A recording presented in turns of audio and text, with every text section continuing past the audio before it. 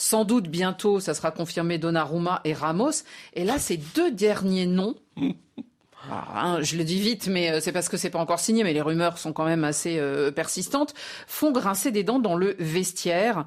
Il y aurait même une certaine effervescence autour de la mise à l'écart de Navas. Et le PSG vient de publier un poster où il y a marqué Navas des As, donc le club le valorise, et malgré tout on lui met un Donnarumma qui va peut-être être en finale de l'Euro.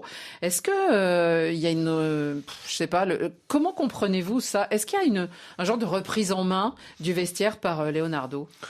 Oui, ça peut être une lecture, mais peut-être si on suit Nicolas Anelka et qui semble dire entre les lignes que au Paris Saint-Germain, enfin, je veux dire, la Ligue 1 c'est rien, la Coupe de France c'est rien, alors qu'il y a une énorme culture et qu'ils n'ont pas gagné l'année dernière. Non, mais dans ce club-là, il y a quand même une énorme culture des compétitions nationales. C'est peut-être pour gagner, c'est peut-être pour jouer sur tous les tableaux, Annie, pour gagner la Coupe de France, pour gagner le championnat de France et pour gagner la Ligue des Champions. Non, tu crois même pas à ce que tu viens de dire. Non, mais justement, c'est de l'ironie. Non, alors après, effectivement, si on prend cas par cas, on a l'impression qu'on veut créer des problèmes. Effectivement, Navas, Donnarumma, ça a été évoqué ici et là.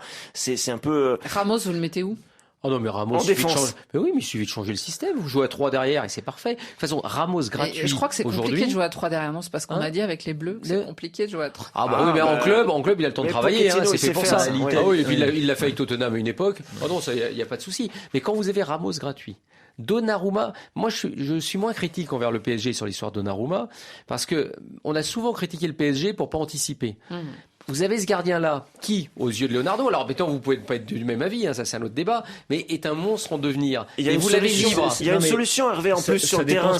Ça dépend ce que t'en fais de Donnarumma. Ça a déjà été fait au Real Madrid. On a une jurisprudence avec le Real, avec Navas. Il y avait un gardien qui jouait les coupes et un gardien qui jouait le championnat. Ça sur une saison, c'est gérable. Ça fonctionne jamais. Non, ça fonctionne jamais. Il y a eu la même histoire à Chelsea avec Courtois et Petr Cech. Ça a jamais marché. Ça déstabilisait l'un et l'autre. Casillas, il avait été mis en concurrence aussi. Dès qu'on met un gardien en équipe nationale, c'est vrai aussi, Bruno, ça. Dès qu'on met un gardien en concurrence, ça se passe souvent très très mal. Souvent. Là, honnêtement, je suis d'accord avec Hervé, je comprends l'opportunité d'aller chercher Donnarumma, qui est libre, qui est pas gratuit, attention, c'est pas la même chose, qui va coûter en salaire et en commission d'agent, mais c'est effectivement un jeune gardien en devenir et qui est peut-être le gardien de demain.